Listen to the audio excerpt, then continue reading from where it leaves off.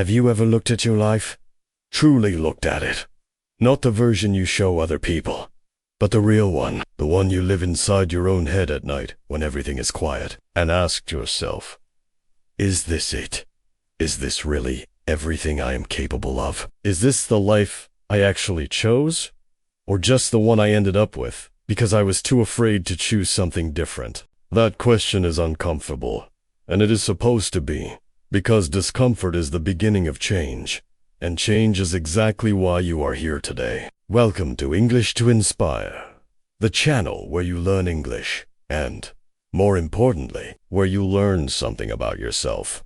And if this kind of content moves you, if it makes you feel something real, then please subscribe right now. Because every week, we have a new story waiting for you. Today, you are going to hear the story of a man named Mark Cuban, a man who was not born special, not born rich, not born connected, not born with any of the advantages that most people use as excuses for why they have not built the life they want. And yet he became one of the most successful entrepreneurs and investors in the history of the United States of America. A man who owns a professional basketball team, who built multiple companies worth billions of dollars, and who did all of it starting from a small house in a working-class neighborhood in Pittsburgh, Pennsylvania, with nothing but a stubborn, burning, almost irrational refusal to stay where he was. But here's what makes Mark Cuban's story matter for you. Today, right now, in your life,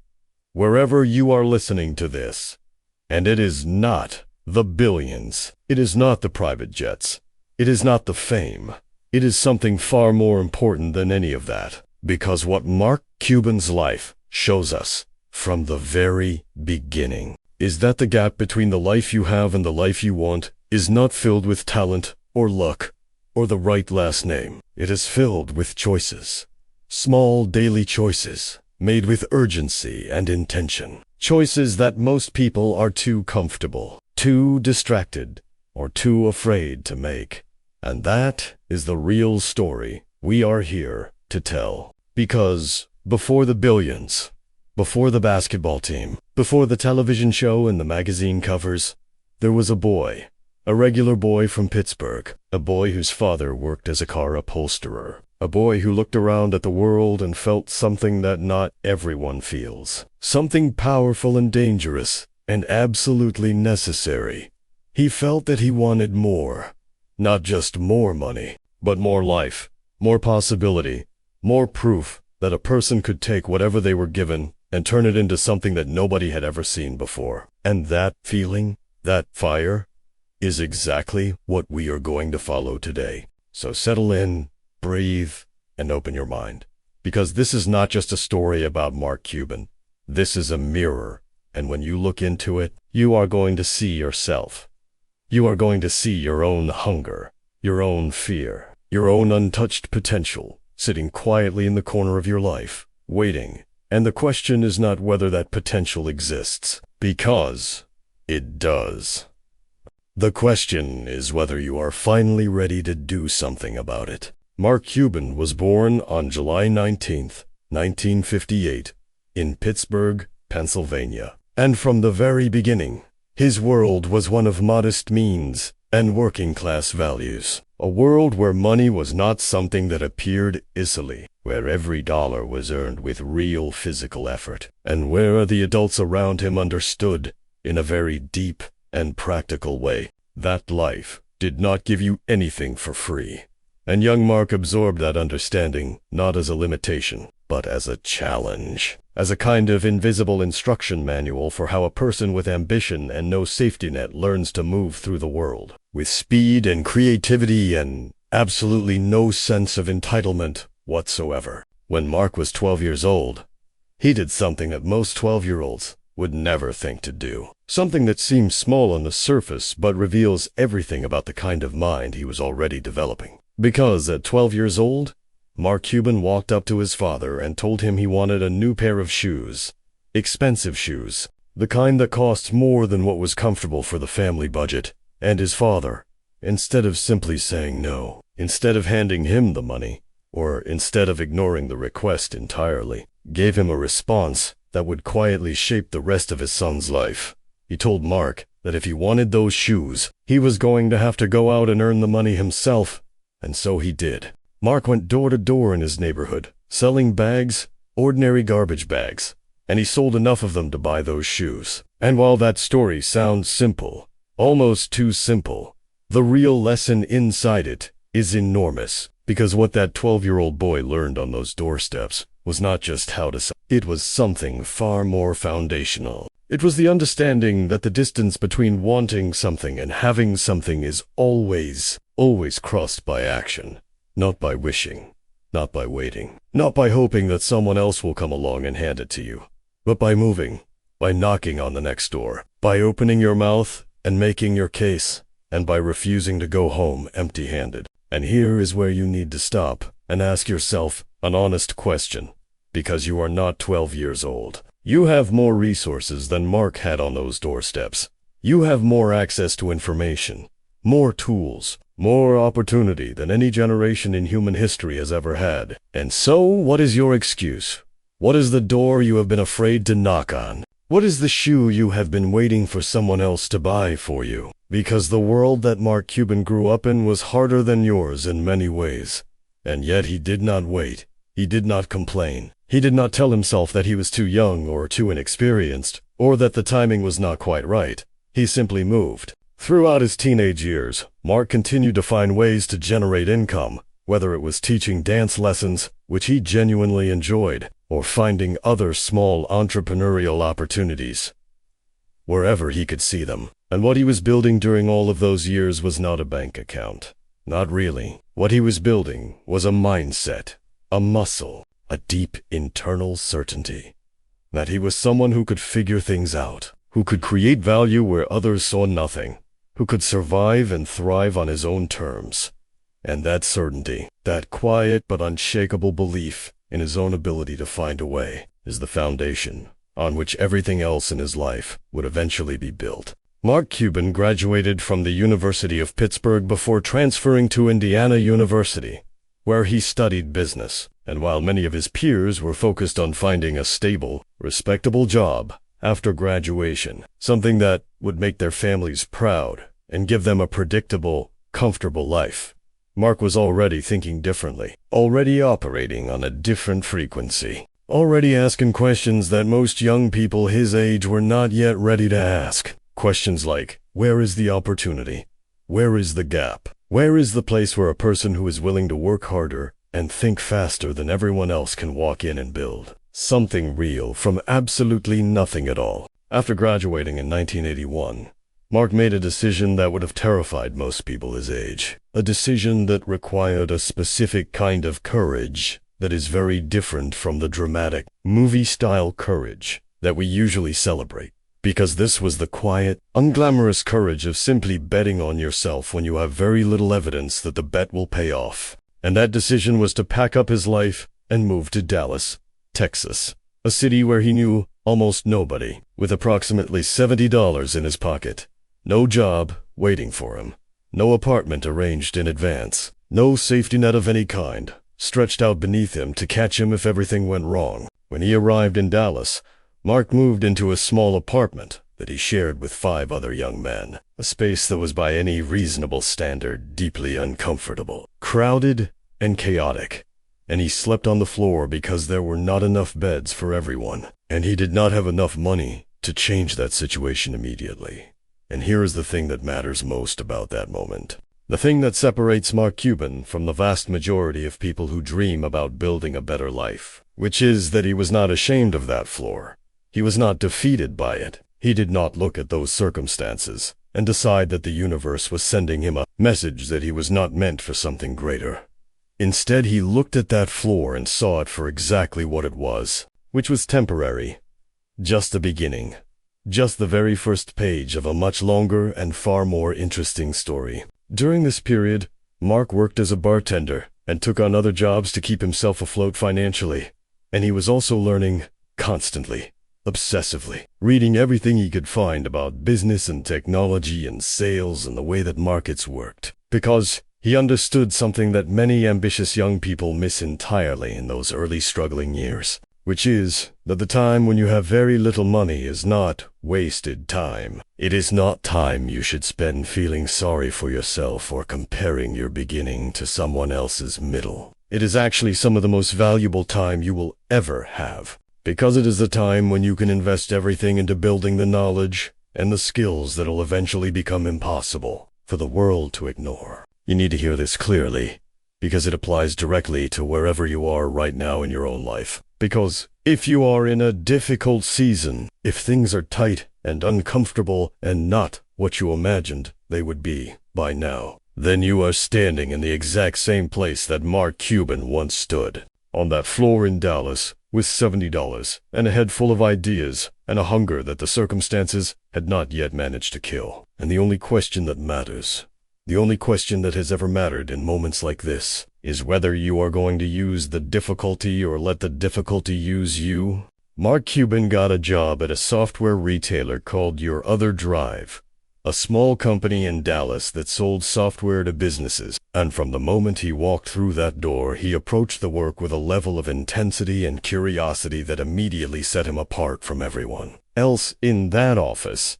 Because while his colleagues were doing their jobs in the way that jobs are usually done, showing up, completing their tasks, going home, Mark was doing something fundamentally different. He was treating every single day as a classroom, absorbing everything he could about software, about technology, about how businesses made decisions, about what customers actually needed versus what they thought they needed, and about the invisible mechanics of how value moves between people in a commercial world. He taught himself to understand the products he was selling at a level far deeper than was required by his job description, reading manuals late into the night, practicing, asking questions, building a genuine expertise that most salespeople in his position would never have bothered to develop. Because most people in entry-level jobs are focused on doing enough to keep the job, while Mark was focused on learning enough to eventually not need it.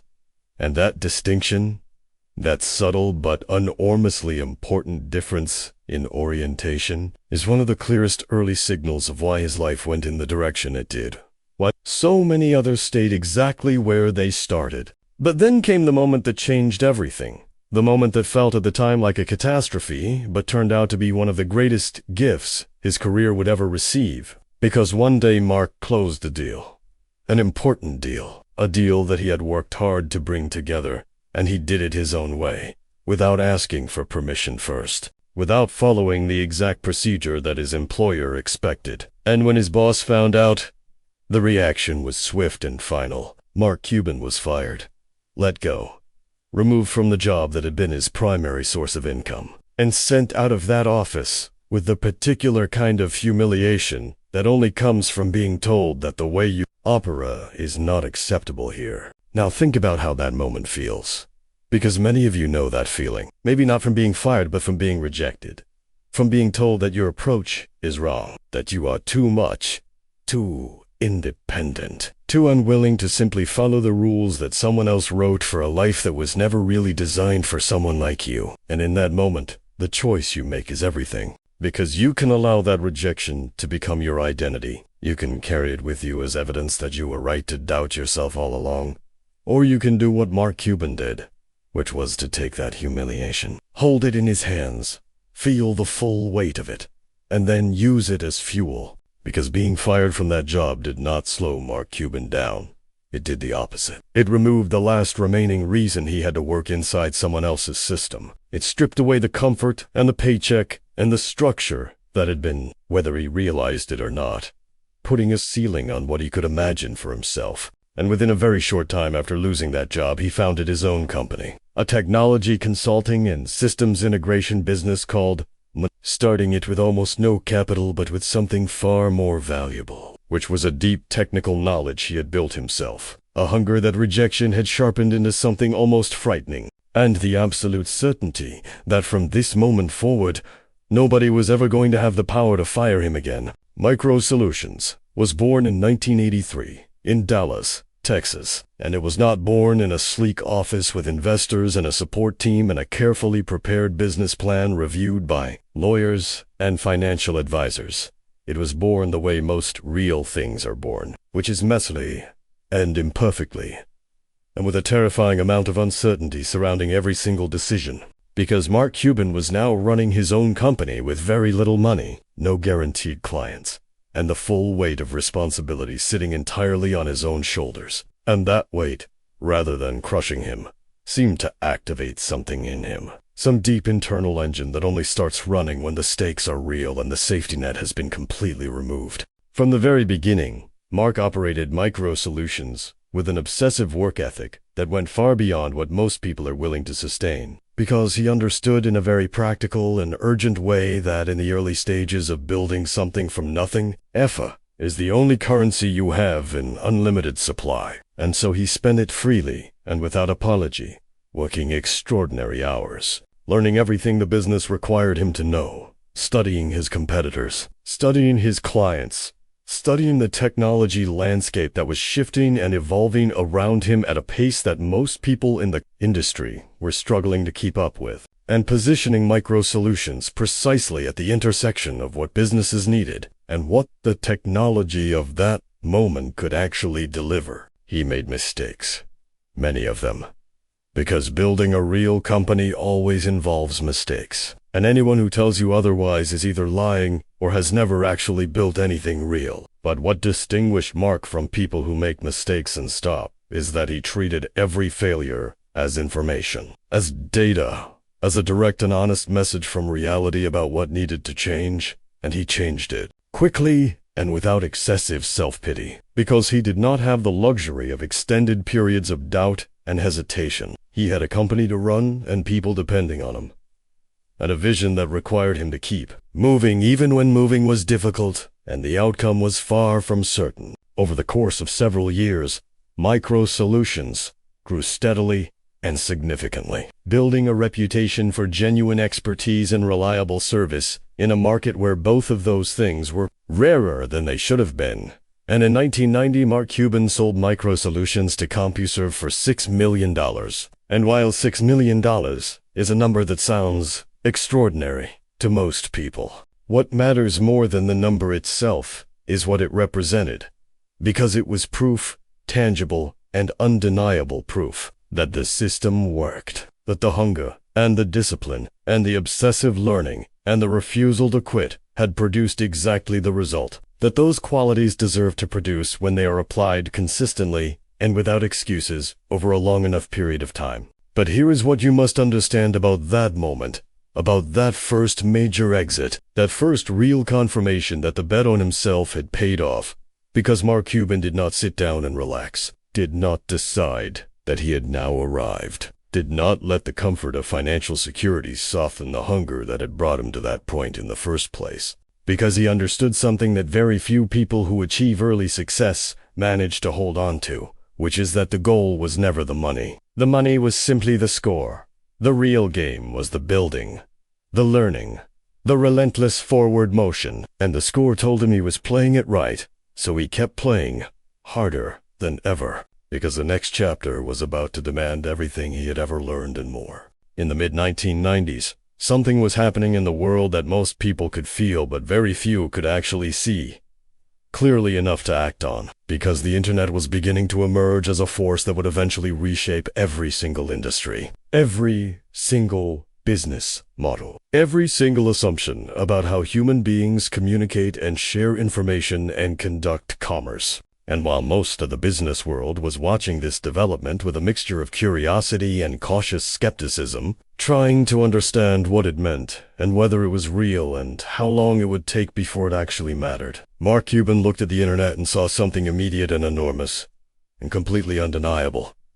And he decided, with the same urgency that had defined every important decision of his life, that he was not going to wait to find out if he was right. In 1995, Mark Cuban and his longtime friend Todd Wagner founded a company called Audio, which would later be renamed Broadcast.com. And the core idea behind it was breathtakingly simple, and yet almost nobody else was pursuing it at that moment with the same seriousness and commitment. Because what Broadcast.com did was stream audio and video content over the internet, bringing radio broadcasts, sports events, music, and other live content directly to people through their computers at a time when most people were still figuring out how to send an email. And that combination of a clear vision and precise timing and an absolutely relentless execution is one of the purest examples in modern business history of what it looks like when preparation and opportunity arrive at exactly the same moment.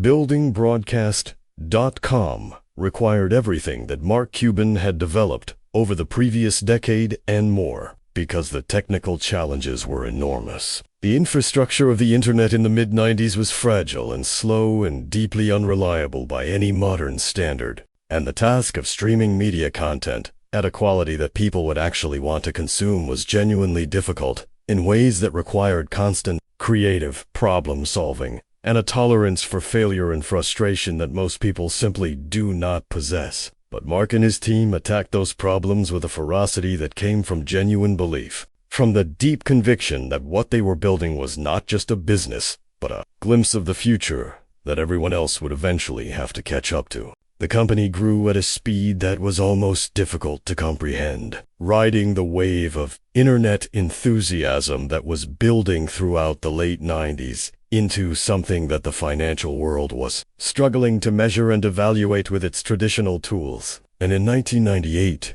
Broadcast.com became a publicly traded company, and the initial public offering was one of the most dramatic in the history of the stock market at that time, with the share price increasing by an extraordinary amount on the very first day of trading, making Mark Cuban extraordinarily wealthy on paper almost overnight. And yet, even in that moment of spectacular external validation, he remained focused on the work, on the product, on the vision, because he knew better than almost anyone that a number on a screen is not the same thing as something real and lasting. And then, in 1999, YAHOO purchased Broadcast.com for approximately $5.7 billion in stock, and Mark Cuban became one of the wealthiest people in the United States. And the story of how he managed that wealth, how he'd protected it while others who had made similar fortunes in the dot-com era lost everything when the bubble collapsed, is itself a masterclass in clear thinking under pressure,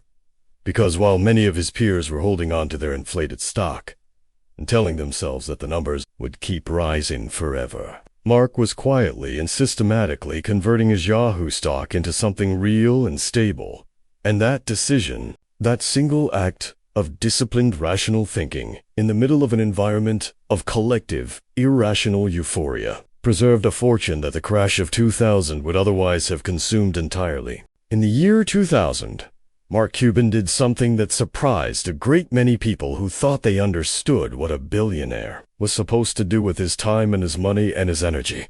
Because instead of retreating into the quiet, protected world of passive wealth management and leisurely travel, and the kind of comfortable invisibility that extreme financial success makes possible, he walked directly toward a new challenge, a messy and public and deeply uncertain challenge, one that would expose him to criticism and ridicule and the very real possibility of failure in front of millions of people. And that challenge was the purchase of a professional basketball franchise, specifically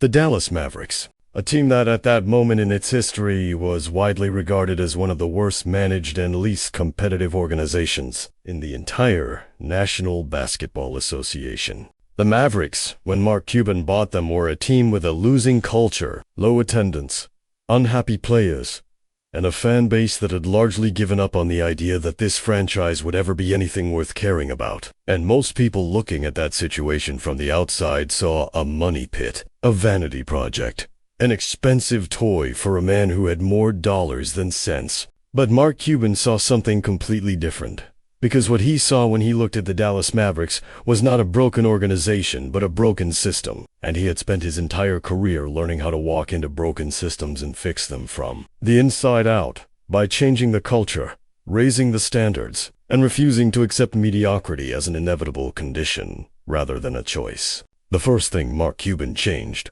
was not the players, or the coaches, or the strategy on the court. The first thing he changed was the experience, the feeling, the daily reality of what it meant to be part of the Mavericks organization. Because he believed, with a conviction rooted in everything he had learned as an entrepreneur. That culture is not a soft and decorative thing sitting on top of a business.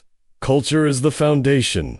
Culture is the operating system, and if the operating system is broken, then everything running on top of it will eventually fail regardless of how talented or motivated the individual. People involved might be. And so he invested in the players, in their comfort, in their facilities, in their sense that this organization genuinely valued them as human beings and not just as assets. He was also, famously, and sometimes controversially, an extraordinarily present and passionate owner, sitting courtside at games, engaging with fans through the internet, at a time when that was genuinely revolutionary behavior for someone in his position, arguing publicly with referees and league officials when he believed decisions were wrong, and absorbing the fines that came with that behavior without apology because he believed that passion and accountability and the willingness to fight for what you believe is right are not weaknesses to be managed, but strengths to be displayed, and that the people around you, whether they are players or employees or fans, perform at a higher level when they can see that the person at the top of the organization genuinely and visibly cares about the outcome. The transformation of the Dallas Mavericks from a struggling franchise into a championship organization did not happen overnight. It happened over more than a decade of sustained investment and commitment, and the kind of patient, persistent effort that is much harder to maintain than the initial burst of enthusiasm that most people can generate at the beginning of any new endeavor. And in 2011, the Dallas Mavericks won the NBA championship, defeating the Miami Heat in 6 games. And in that moment, standing on that court surrounded by the celebration of something real and hard-won and built over years of genuine work, Mark Cuban demonstrated once again the single most important truth that his entire life keeps returning to, which is that the people who change outcomes are never the ones who simply dream about winning. They are the ones who build the systems, maintain the standards, and do the unglamorous daily work that winning actually requires. In 2009, a television show called Shark Tank premiered on ABC, and while it would go on to become one of the most watched and most talked about business programs in the history of American television, nobody knew that at the beginning. Nobody could have predicted the cultural impact it would eventually have, and when Mark Cuban joined the panel of investors in Season 3, he brought with him something that immediately changed the energy of the show. Because he was not just another wealthy person sitting in a chair and writing checks. He was someone who had actually lived every stage of the entrepreneurial journey, from sleeping on a floor in Dallas to negotiating a billion-dollar acquisition, and that lived experience gave his words and his decisions a weight and an authenticity that is very difficult to manufacture or fake. Shark Tank, at its core, is a show about ordinary people with ideas standing in front of successful investors and asking for money and partnership. And what makes it genuinely fascinating, what makes it something more than just entertainment, is that it is also a real-time window into the way that different kinds of minds evaluate risk and opportunity and human potential. And sitting in that chair week after week,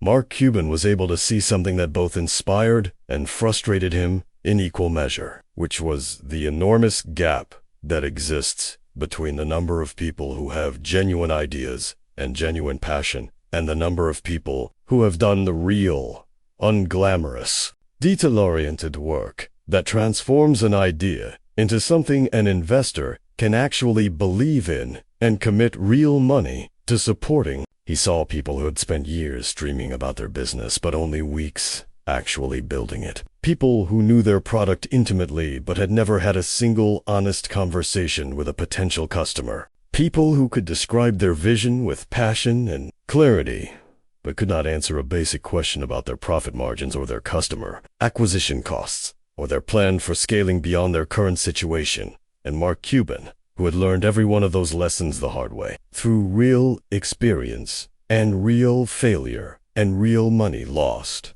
felt the weight of what those gaps represented, because they were not gaps in intelligence, they were gaps in commitment, gaps in the willingness to do the work that separates people who say they want something from people who actually go and get it. But Shark Tank also showed him something deeply hopeful, because mixed in among the underprepared dreamers were people who arrived in that room having done everything right, having tested their product, understood their numbers, built real revenue, and identified a specific and defensible place in the market where they could grow. And watching Mark Cuban respond to those people was watching someone recognize a younger version of himself. Someone who had taken the hunger and the vision and combined it with the discipline and the preparation that hunger alone can never replace. And in those moments he invested not just money, but genuine mentorship and belief. Because he understood that what those entrepreneurs needed most was not capital. It was confirmation that the path they were already on was the right one. And this is the lesson that Shark Tank, across all of its seasons, and all of its deals, and all of its dramatic moments of acceptance and rejection, keeps delivering to anyone who is paying close enough attention, which is that the world is genuinely and abundantly full of opportunity, that the barriers to building something real have never in human history been lower than they are right now, that the tools and the information and the access that previous generations of entrepreneurs could only dream about are sitting in your pocket at this very moment. And the single variable, the only thing that actually determines who builds something meaningful and who spends their life watching other people do it, is whether you are willing to close the gap between what you know you should be doing and what you are actually doing. Today, not tomorrow, not when the timing is better, not when you feel more ready, but right now, in this moment, with whatever you currently have. If you want to understand what Mark Cuban actually believes, not the polished version that appears in interviews and on television, but the real philosophy underneath all of the success, and the visibility, and the confident exterior, then you need to look not at what he has achieved, but at how he talks about the process of achieving it. Because the things he returns to again and again in every honest conversation he has ever had about his life and his career are not the things that most people expect a billionaire to talk about. They are not about genius or talent or being in the right place at the right time. They are about something far more democratic and far more demanding. Something that is available to every single person listening to this right now. And that thing is the willingness to outwork everyone else in the room without exception and without complaint. Mark Cuban has said, in many different ways, across many different contexts, that in the world we live in today, where information is free and accessible and the internet has made it possible for anyone to learn almost anything without paying for a formal education, the only true competitive advantage that a person can build and maintain is the depth and the breadth of their knowledge, combined with the speed and the consistency with which they apply it. And he has lived that belief so completely and so visibly that it is impossible to dismiss it as motivational language designed to sound good in an interview. Because you can trace a direct and unbroken line from the 12-year-old selling garbage bags in Pittsburgh to the billionaire sitting courtside in Dallas. And that line is made entirely of hours, of reading, of learning, of preparing for opportunities that had not yet appeared but that he knew were coming. If he kept moving, he has spoken openly about the fact that in the early years of his career he would read every book, every magazine, every manual, every piece of available information related to the industry he was operating in. Not because someone told him he had to, not because there was a test coming, or a credential to earn, but because he understood that knowledge is the one asset that cannot be taken from you. That it compounds over time the way that money compounds in a well-managed investment. That every hour spent learning something real about the world you are operating in is an hour that widens the gap between you and the people who are competing against you without that same foundation of genuine understanding beneath their feet. And then there is his belief about luck. Because Mark Cuban has a very specific and very honest thing to say about luck, which is that he does not believe in it the way most people use the word. Because most people use the word luck as a way of explaining other people's success without having to examine their own choices too closely, as a way of saying that the gap between where they are and where they want to be is the result of fortune and circumstance rather than decisions and discipline. And Mark Cuban looks at that explanation and rejects it completely. Not with cruelty, but with the firm and caring directness of someone who has seen too many people waste too much of their irreplaceable time hiding behind a story that protects their comfort but destroys their potential. What he believes instead is that the people who seem lucky are almost always the people who prepared the most, who stayed ready the longest, who kept showing up and learning and building, even when nothing seemed to be working and the results were invisible, and the people around them had quietly stopped believing that anything was ever going to change.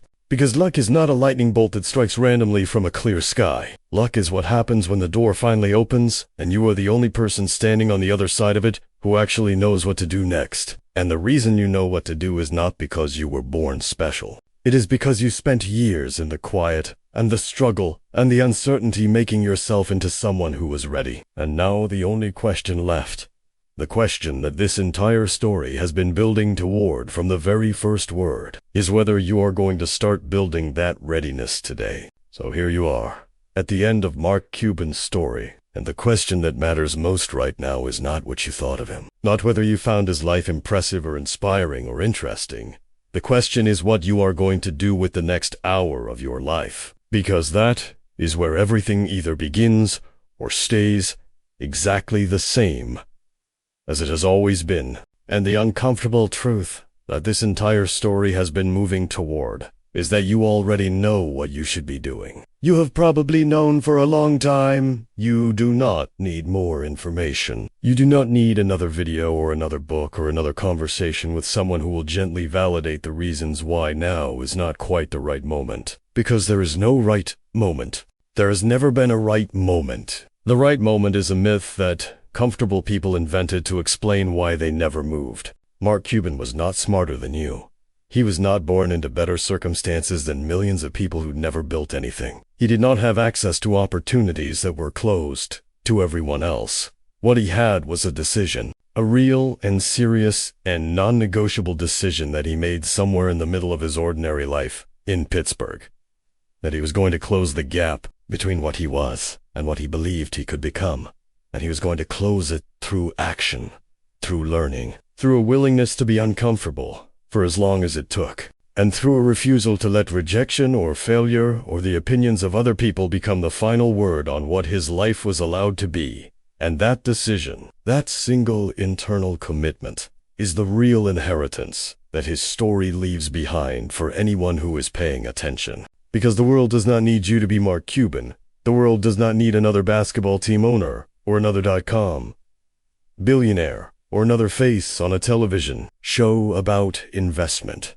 What the world needs, what your family needs, what the people who are quietly watching your life and taking their cues from the choices you make every single day need, is for you to become the fullest and most committed version of yourself. To stop treating your potential like a someday project, and start treating it like the urgent and serious and time-sensitive responsibility that it actually is. Because every day that passes without a real decision is not a neutral day. It is a day that moves in a direction, and the direction it moves when you are not choosing is always backward, always toward smaller, always toward the version of your life that you will one day look back on with the particular pain of someone who knew better and waited anyway. You have heard today about a boy who sold garbage bags so he could buy shoes, about a young man who slept on a floor in Dallas and called it a beginning, about someone who got fired and turned the humiliation into a company, who built that company and sold it, who built another and sold that one too, who bought a broken basketball team and made it a champion, and through all of it, through every stage and every setback, and every moment of external pressure and internal doubt, the one thing that never changed, the one constant in the entire arc of that extraordinary life, was the decision to keep moving, to keep learning, to keep showing up with full commitment to whatever the current chapter required. And that decision was never easy. It was just always made. So what is your floor in Dallas? What is the uncomfortable place you are standing in right now that you have been telling yourself is a problem when it is actually a beginning? What is the door you have not knocked on, the call you have not made, the project you have not started, the version of yourself that you have been postponing out of fear dressed up as patience? Because the clock on your life does not pause while you think about it. It does not wait for your confidence to arrive or your circumstances to improve or the people around you to finally understand what you are trying to build. It moves steadily and without mercy, and the only power you have over it is the decision you make right now, in this moment, with this breath, to begin.